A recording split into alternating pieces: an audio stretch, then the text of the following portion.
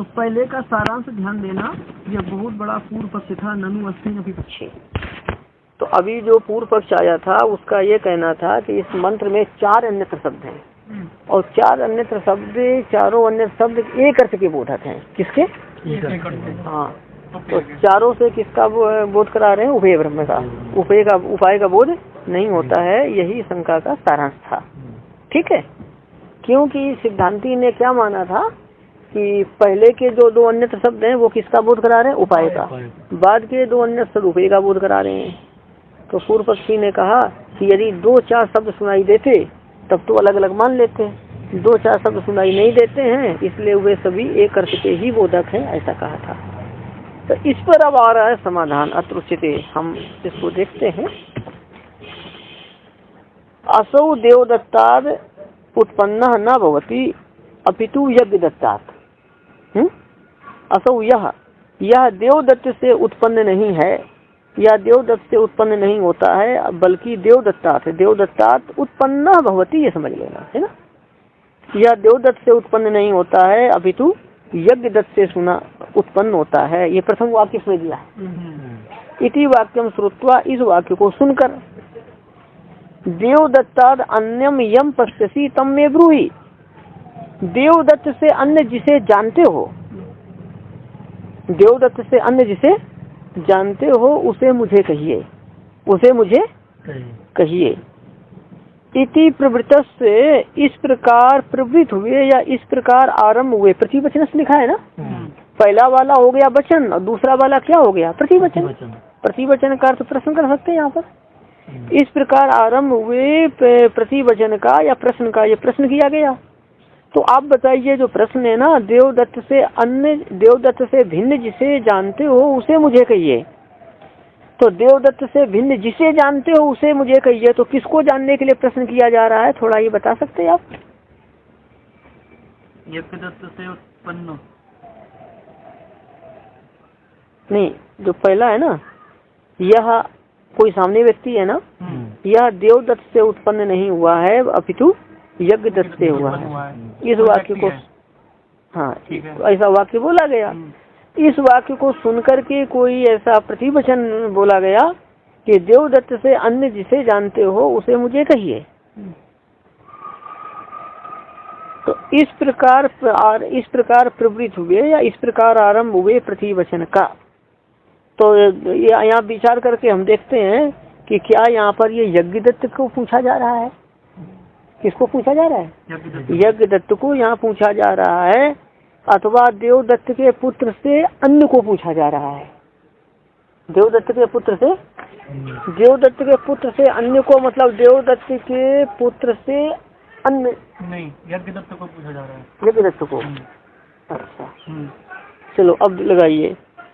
इस प्रकार आरंभ हुए उत्तर का, देवदत्त अन्य यज्ञ दत्त परत्वत, देवदत्त से अन्य यज्ञ दत्त, और पर का अर्थ होता है बोधक। देवदत्त से अन्य यज्ञ दत्त का बोधक कौन है? बोलो, ये प्रतिवचन ना। तो देवदत्त अन्य यज्ञ दत्त बोधकत्व किसका होगा? हाँ, इस वाक्य का। किस वाक्य का? देवदत्ताद अन्यम यम पश्यसि तम मे ब्रूहि। इस प्रकार प्रवृत्त हुए प्रतिवचन का देवदत्तान्य यज्ञ दत्त, देवदत्त से अन्य यज्ञ दत्त के बोधकत्व के समान, मतलब लक्षणा से, मतलब ये जो प्रतिवचन है ये देवदत्त से अन्य यज्ञदत्त का बोधक है, देवदत्त से अन्य यज्ञदत्त का बोधक है। तो उसके समान लक्षणा से देवदत्त के पुत्र से अन्य क्या प्रश्न बोधकत्व की प्रतीति नहीं होती है। सुनो, देवदत्त, ये पहली वाली पंक्ति समझ में आई आपको कि देवदत्त से अन्य यज्ञदत्त का बोधक प्रतिवचन हो गया। तो इसके समान अब यदि लक्षणा से क्या अर्थ कोई करना चाहे कि देवदत्त के पुत्र से अन्य के प्रश्न का बोधक है, कौन? ये प्रतिवचन। प्रतिवचन मतलब दूसरा वाक्य, देवदत्त के पुत्र से अन्य, देवदत्त के पुत्र से अन्य के प्रश्न का बोधक कौन? बोलो बोलो, प्रतिवचन। तो देवदत्त पुत्र अन्य प्रश्न बोधकत्व किसका होगा? प्रतिवचन का। मतलब देवदत्त के पुत्र से अन्य पुत्र के प्रश्न का बोधक है क्या यह वाक्य? नहीं, मतलब ये देवदत्त से तो उत्पन्न नहीं हुआ है, मतलब देवदत्त का पुत्र नहीं है, किसी अन्य का पुत्र है, तो क्या देवदत्त के पुत्र से अन्य के पुत्र के प्रश्न है यहाँ पर? नहीं है। देवदत्त के पुत्र से अन्य के पुत्र का प्रश्न है अथवा यज्ञदत्त के लिए प्रश्न किया गया है? यही है कि देवदत्त पुत्रान्य प्रश्न बोधकत्व की प्रतीति नहीं होती है। प्रतीति नहीं होती है। प्रतीति किसकी होती है? यज्ञदत्त की। ऐसा सुनिए, हो सकता है तो आप ऐसा सुनो। असो यहाँ पर अदर शब्द का प्रयोग किया गया है ना। यह यदि देखना, यह देवदत्त से उत्पन्न नहीं हुआ है अपितु यज्ञदत्त से उत्पन्न हुआ है। हो गया। इस वाक्य को सुनकर के क्या प्रतिवचन आया? देवदत्त से भिन्न जिसे जानते हो उसे कहिए। तो असो ये तो सामने है ही, उसको जानने के लिए क्यों प्रश्न होगा? असु असु शब्द आए ना, असु तो वो तो क्या सन्निकृष्ट वस्तु है, तो वो वहाँ उपस्थित ही है, तो उसको जानने के लिए प्रश्न क्यों होगा? कौन है? असु जिसके लिए कहा जा रहा है, यह असु मतलब यह देवदत्त से उत्पन्न नहीं हुआ है अपितु यज्ञदत्त से उत्पन्न हुआ है। तो प्रश्न ये, तो देवदत्त से उत्पन्न नहीं हुआ है मतलब देवदत्त का पुत्र नहीं है, देवदत्त के पुत्र से भिन्न है ये। देवदत्त के पुत्र से भिन्न है कौन? तो सामने वाली वस्तु। या कहिए कि देवदत्त के पुत्र से, हाँ, तो यहाँ पर देवदत्त के देखो यहाँ पर एक तो आप ऐसा इसको लगाइए,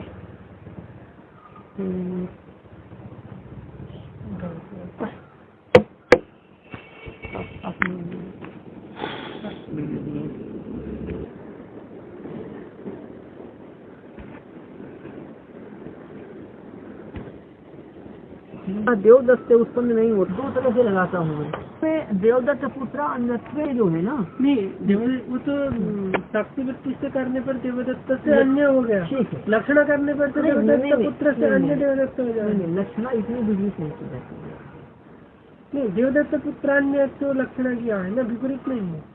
और उसका वातर में तो उत्तर में लक्षणा तो नहीं। ये देवदत्त से नियम पद्धति कम इस प्रकार प्रवृत्त हुए प्रतिवचन का देवदत्त अन्य यज्ञदत्त बोधकत्व के समान लक्षणा से देवदत्त पुत्र अन्य प्रश्न बोधकत्व की प्रतीति नहीं होती है। मतलब देवदत्त के पुत्र से अन्य कौन हो जाएगा? देवदत्त के पुत्र से अन्य यज्ञदत्त का पुत्र। देवदत्त के पुत्र से अन्य कौन होगा? यज्ञदत्त का पुत्र। हाँ, तो देवदत्त के पुत्र से अन्य यज्ञदत्त के पुत्र संबंधी प्रश्न बोधकत्व की प्रतीति नहीं होती है। मतलब लक्षणा से यहाँ प्रतीति नहीं होती, शक्ति वृत्ति से ही प्रतीति होती है, ऐसा कहते हैं। तद्वत उसके समान कर्म साध्यम ना ब्रह्म अपितु ज्ञान साध्यम। ब्रह्म कर्म साध्यम ना ब्रह्म कर्म से साध्य नहीं, सुनो, न ही अध्रुव ही प्राप्यते ध्रुवम तक।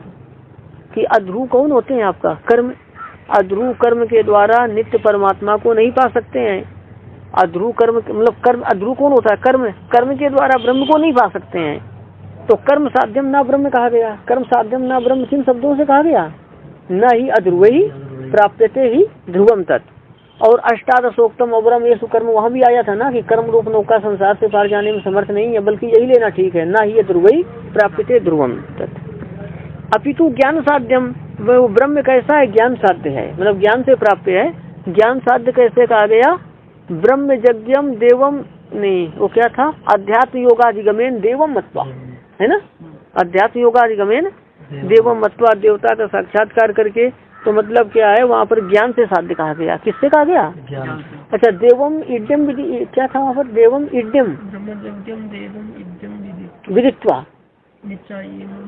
हाँ, तो देखो यहाँ पर कि कर्म से साध्य ब्रह्म नहीं है बल्कि ज्ञान से साध्य है। इस प्रकार उपदेश के अनंतर प्रवृत्त हुआ। उपदेश किस प्रकार है? कर्म से साध्य ब्रह्म नहीं है अपितु ज्ञान से साध्य है। इस प्रकार उपदेश के अनंतर प्रवृत्त हुआ। उपदेश के अनंतर कहा गया, क्या कहा गया? धर्माद अन्यत्र। ये प्रश्न धर्माद अन्यत्र, इसको समझो। धर्म में धर्म और कर्म तो पर्याय है ना, शास्त्र विहित कर्मों को ही क्या कहते हैं? धर्म। तो कर्म से साध्य ब्रह्म नहीं है, कर्म से साध्य नहीं है मतलब धर्म से साध्य नहीं है। धर्म से साध्य मतलब धर्म रूप उपाय से साध्य नहीं है। धर्म रूप उपाय से मतलब, तो इसका क्या मतलब हुआ कि धर्म रूप उपाय से अन्य उपाय है उसका।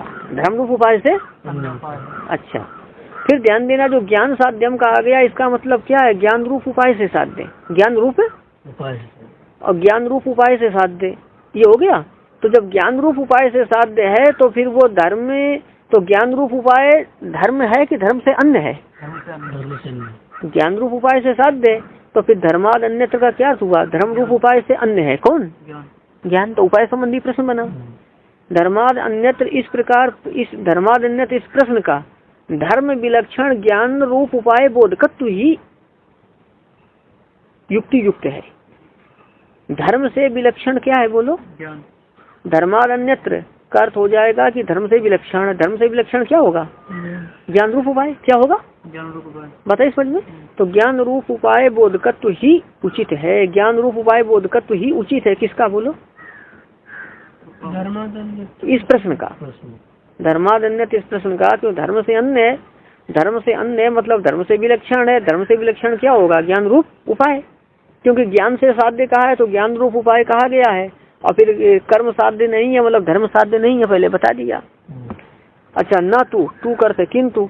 अब यहाँ पर न तू धर्म शब्द लक्षण या धर्म साध्य विलक्षण ब्रह्म परत्वम, यहाँ एक बात ध्यान देना, ना तो धर्म शब्द लक्षण या के बाद में उसका संबंध यहाँ पर है धर्माद अन्यत्र की प्रश्नस्थ का। पूर्व वाक्य में आया है ना, धर्माद अन्यत्र की प्रश्नस्थ जो पूर्व वाक्य में आया है वो यहाँ भी जुड़ेगा। किंतु धर्म, देखो ये बताइए धर्माद अन्यत्र इसका क्या अर्थ हुआ? अभी बोलो बोलो। नहीं, अभी धर्माद अन्यत्र का क्या अर्थ किया गया? धर्म से विलक्षण। क्या है वो विलक्षण? अच्छा सुनो, धर्म भी उपाय है। किसका उपाय है? स्वर्ग आदि का। किसका उपाय है वो? और उससे धर्म उपाय है तो धर्म से विलक्षण क्या लिया आपने? उपाय ही लिया। कौन सा उपाय लिया? ज्ञान। कहने का मतलब समझो, यदि कोई कहे अब्राह्मण माने, अब्राह्मण को लाइए, तो कोई ईंट पत्थर को लेके जाएगा क्या? क्षत्रिय आदि को लेकर जाएगा। भाई ब्राह्मण मनुष्य है तो उससे भिन्न हो, उसके समान हो। तो वैसे ही मतलब धर्म से भिन्न हो और धर्म के समान हो। तो समानता किसको लेकर? उपायत्व को लेकर। किसको लेकर के? उपायत्व को लेकर समानता है। अब भी देखेंगे तो सत्य वृत्ति से धर्म शब्द धर्म को ही कह रहा है ना, अन्यत्र का होता है विलक्षण। और यदि अब देखना ना तू धर्म शब्द लक्षण या यहाँ किसको जोड़ने के लिए मैं कह रहा हूँ आगे? धर्माद अन्यत्र की प्रश्न से धर्म शब्द की लक्षणा यदि कर दें किसमें? धर्म से साध्य में। धर्म से साध्य क्या है? स्वर्ग। धर्म से साध्य क्या है? स्वर्ग आदि। तो धर्म शब्द की लक्षणा यदि करेंगे धर्म साध्य में, तो धर्माद अन्यत्र का क्या अर्थ होगा बोलो? धर्म साध्य से विलक्षण। धर्म शब्द का लक्षणा से अर्थ करेंगे यदि धर्म साध्य, तो धर्माद अन्यत्र का अर्थ हो जाएगा धर्म साध्य से विलक्षण। किंतु धर्म शब्द लक्षण या कि धर्म शब्द की लक्षणा से, धर्म शब्द की लक्षणा किसमें करेंगे? धर्म साध्य में। यहाँ अभी इसको जोड़ना है धर्माद अन्यत्र की प्रश्न से। धर्माद अन्यत्र इस प्रश्न का धर्म साध्य विलक्षण ब्रह्म बोधकत्व नहीं है। उनकी लगे? किंतु धर्म शब्द की लक्षणा से धर्माद अन्यत्र इस प्रश्न का धर्म साध्य विलक्षण ब्रह्म बोधकत्व नहीं है। लग गया? लक्षणा से यदि इसका बोधक होगा तो लक्षणा से ही हो पाएगा, पर वो माना जाएगा ऐसा। तथा उसी प्रकार से, तो ये अच्छे पंक्ति समझ में आई?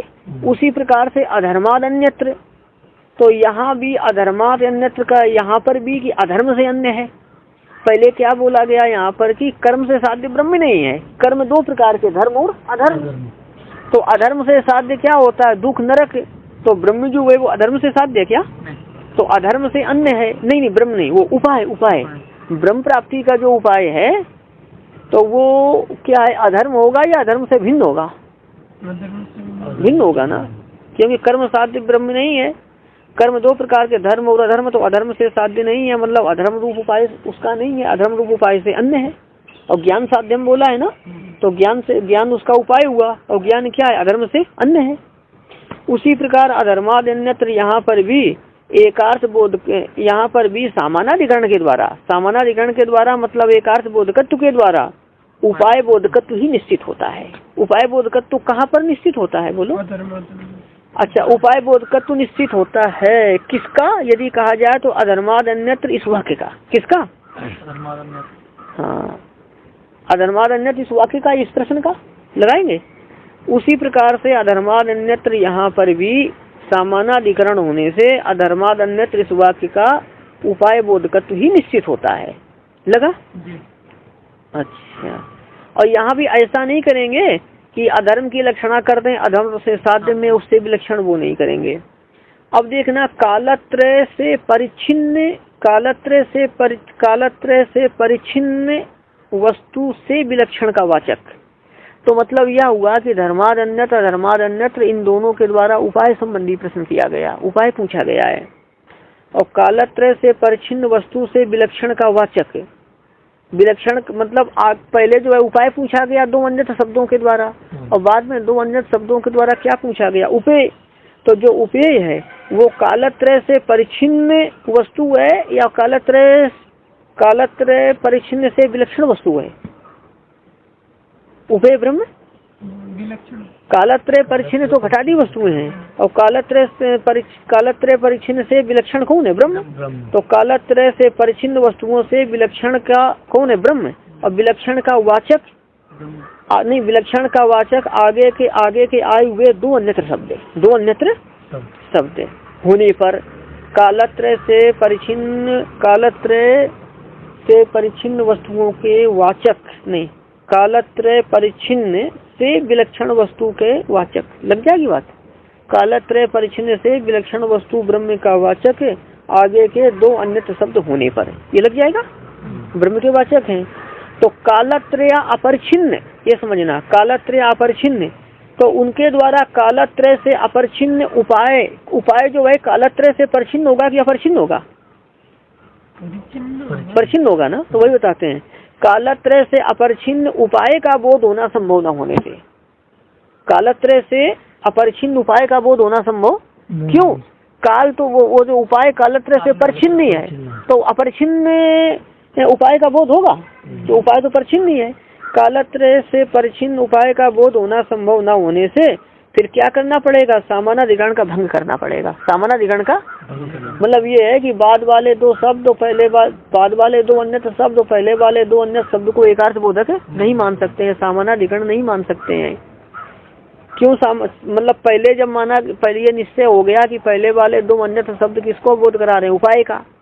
और बाद वाले दो अन्यत्र शब्द उपाय का बोध नहीं करा सकते हैं, क्योंकि बाद वाले जो दो अन्यत्र शब्द हैं वो कालत्रय परिच्छिन्न वस्तु से विलक्षण के वाचक हैं। तो उपाय तो ऐसा नहीं है ना कि वो कालत्रय से अपरिच्छिन्न है उपाय, तो उसका बोध नहीं हो सकता है। अच्छा, तो इसलिए हाँ, परामर्श संभव न होने से सामानाधिकरण के भंग से, सामानाधिकरण का भंग करना पड़ेगा। सामानाधिकरण के भंग से प्राप्त बोधकत्व मानना ही उचित है, प्राप्त का बोधक मानना ही उचित है। किसे? बाद वाले दो अन्यत्र शब्दों को, बाद वाले दो अन्यत्र शब्दों को प्राप्त का बोधक मानना ही उचित है। थोड़ा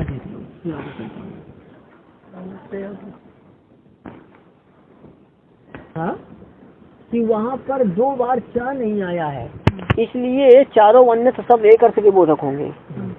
तो यदि दो बार चा आ जाता तो क्या होता कि पहले वाले दो शब्द उपाय के बोधक होते, बाद वाले दो शब्द उपेय के बोधक होते। तो चार शब्द नहीं आया है, इससे चारों अन्यत्र शब्द एक अर्थ के बोधक हैं।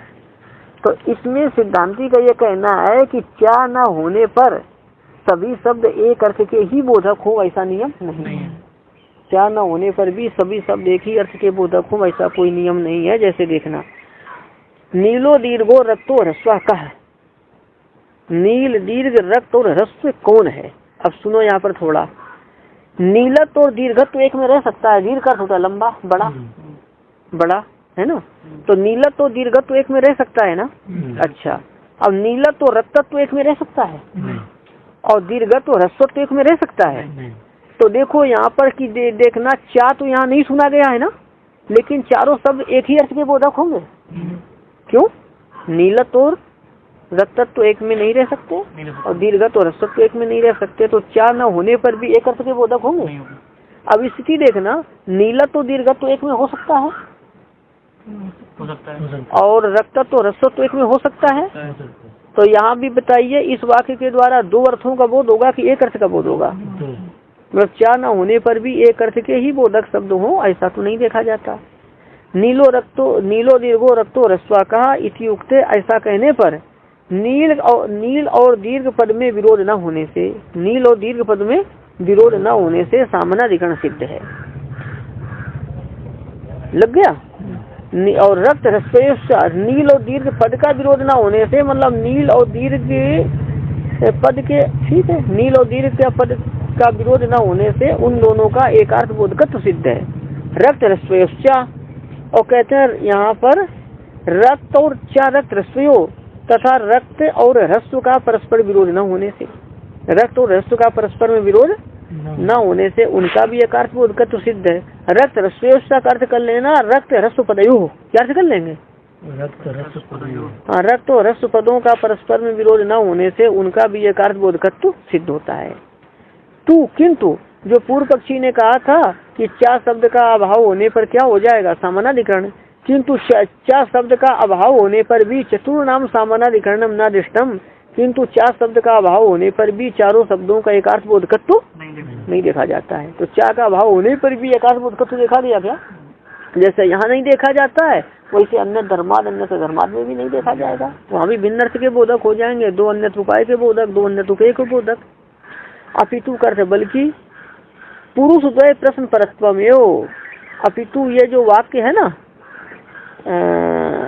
अच्छा कौन सा वाक्य? नीलो दीर्घो रक्तो ह्रस्व का, इस वाक्य का वस्तु द्वय प्रश्न बोधकत्व, वस्तु द्वय पुरुष का अर्थ वस्तु द्वय प्रश्न बोधकत्व ही है, मतलब दो वस्तु संबंधी प्रश्न का बोधक है। दो वस्तु संबंधी प्रश्न का कहा जाता है, दो पुरुष संबंधी प्रश्न का बोधक है कहा जा सकता है, या दो वस्तु लेना, वैसे दो वस्तु संबंधी प्रश्न का बोधक है। ये मनुष्य को लेंगे ना तो नील कपड़ा रखने से नील हो गया, ऐसा समझ लेना। हाँ, नहीं तो वस्तु ले लेना। दो वस्तु संबंधी प्रश्न बोधक है, एक वस्तु संबंधी प्रश्न बोधक है वाक्य वो नहीं। एवं इसी प्रकार से यापी से लेना, या अन्य धर्माद अन्य तस्मात् कृताकृतात्। इसी प्रकार यहाँ भी यत् शब्द से अन्वित, या शब्द से अन्वित चा शब्दद्वय अभावे अपि, यत् शब्द से युक्त, यत् शब्द से अन्वित मतलब यत् शब्द के अन्वय से युक्त दो चा शब्द का अभाव होने पर भी एकार्थ बोधकत्व ज्ञात नहीं होता है। न सामानाधिकरणम अवगम्यते अथवा न सामानाधिकरणम अवगाह्यते, ऐसा पाठ है कि दो चा शब्द का अभाव होने पर भी एकार्थ बोधकत्व ज्ञात नहीं होता है। जैसे कि उदाहरण के रूप में कौन सा दिया है यहाँ पे? ठीक है। अथापि करते फिर भी नहीं कहा। हाँ, अस्तुआ ये हो गया ना। तो ये तो सिद्धांती ने बता दिया कि यहाँ सामानाधिकरण संभव नहीं है, तो दो अन्य शब्द उपाय के बोधक हैं, दो अन्य शब्द उपेय के बोधक हैं। अब तुष्यत दुर्जन न्याय से बोल रहे हैं। तुष्यत दुर्जन न्याय समझते हैं कि जो नहीं मानते हैं वो भी दूसरे को, दुर्जन को खुश करने के लिए मान कर कह रहे हैं। दुर्जन संतुष्ट हो जाए इसलिए उसी बात को मान कर कह रहे हैं। दुर्जन संतुष्ट करने के लिए तो कोई मानता ही नहीं, दुर्जन को तो क्यों संतुष्ट करना?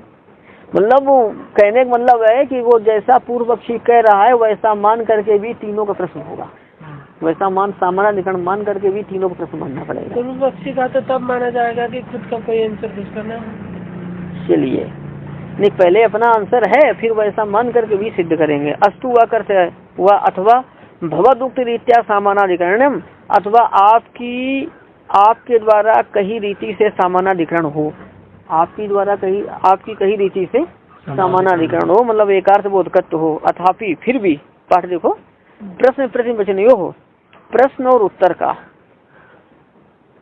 प्रश्न और उत्तर का इन्हें बताएंगे। हाँ, प्रश्न और उत्तर में देखो, हाँ बता रहा हूँ, सप्तमी है। कैसे?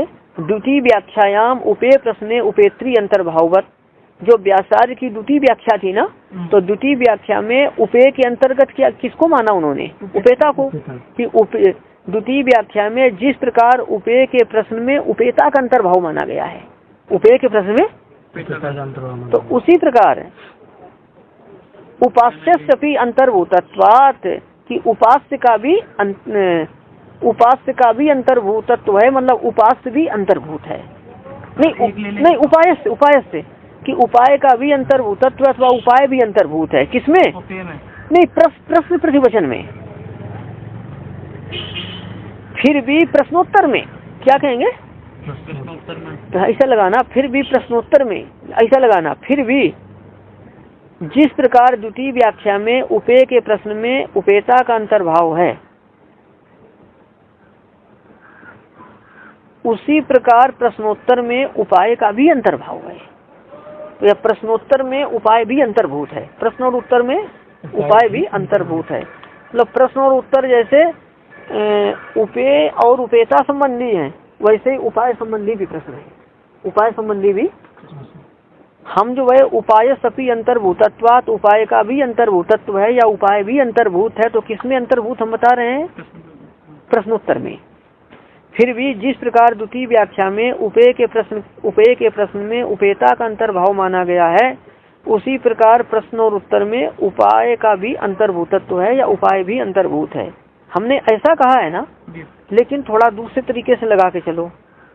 अब यदि हम षष्ठी मानते हैं कि फिर भी प्रश्नोत्तर होने पर, फिर भी प्रश्नोत्तर होने जिस प्रकार द्वितीय व्याख्या में उपेय के प्रश्न में उपेता का अंतर्भाव माना गया है, वैसे ही उपाय का भी, लेकिन हाँ उपेय के प्रश्न में उपेय के उपेता का अंतर्भाव माना गया है, वैसे ही उपेय के प्रश्न में उपाय का भी अंतर्भाव हो जाएगा। मतलब उपेय का जो प्रश्न है वो उपाय से भी संबंध रखता है। ये भी ठीक है। देखो ऐसा समझना कि उपेय के अंतर्गत तो उपेता आ गया, ये समझ में आती बात है ना। पर उपेय का जो प्रश्न है वो उपाय से भी संबंध रखता है, क्योंकि उपाय के बिना उपेय मिल नहीं सकता है। वो लक्षणा ही माननी पड़ेगी, लक्षणा ही माननी पड़ेगी कि उपाय के बिना उपेय। यदि कोई उपेय को पूछ रहा है तो इसका मतलब वो उपाय जरूर जानना चाहता है, इस अभिप्राय से। अब देखना अब देखो त्रयाणाम एवं चैव उपन्यासा प्रश्नश्च, इस सूत्र से निर्दिष्ट उपाय और उपेता संबंधी प्रश्नोत्तर, उपाय और उपेता संबंधी। हाँ देखो इन्होंने उपाय और उपेता संबंधी प्रश्नोत्तर माना है ना, तो प्रश्नोत्तर में घटा लो उपास्य का भी अंतर्भूतत्व। इस प्रकार त्रयाणाम एवं चैवम उपन्यासा प्रश्नश्च, एवं इस प्रकार तीन उपन्यासा मतलब तीनों का कथन किया गया है। तीन कौन कौन? उपाय, तीनों का कथन किया गया है प्रश्न, और तीनों का ही प्रश्न है। इस सूत्र में निर्दिष्ट उपाय तथा उपेता संबंधी प्रश्नोत्तर को स्पष्ट होने से क्षति का अभाव है, कोई क्षति नहीं है। कब? आपके द्वारा कही गई रीति से सामानाधिकरण होने पर। अस्तु वा भगवद उक्त रीत्या सामानाधिकरणम, कि आपकी रीति से ही सामानाधिकरण हो। क्यों? क्योंकि क्षते अभावात, वैसा मानने पर भी कोई क्षति दोबारा लगाना। फिर भी अथापि करते फिर भी जिस प्रकार द्वितीय व्याख्या में उपेय के प्रश्न में उपेता का अंतर्भाव माना गया है, उसी प्रकार प्रश्नोत्तर में उपाय का भी अंतर्भूतत्व है, या प्रश्नोत्तर में उपाय भी अंतर्भूत है। प्रश्नोत्तर में उपाय भी अंतर्भूत है, मतलब कि उपाय संबंधी प्रश्न है और उपाय संबंधी उत्तर है। और त्रयाणाम एवं चैवम उपन्यासा प्रश्नश्च, इस सूत्र से निर्दिष्ट उपाय और उपेता संबंधी प्रश्नोत्तर को अति स्पष्ट होने के कारण क्षति का अभाव है। तो अब देखने यहाँ पर दो उपाय भी अंतर्भूत है।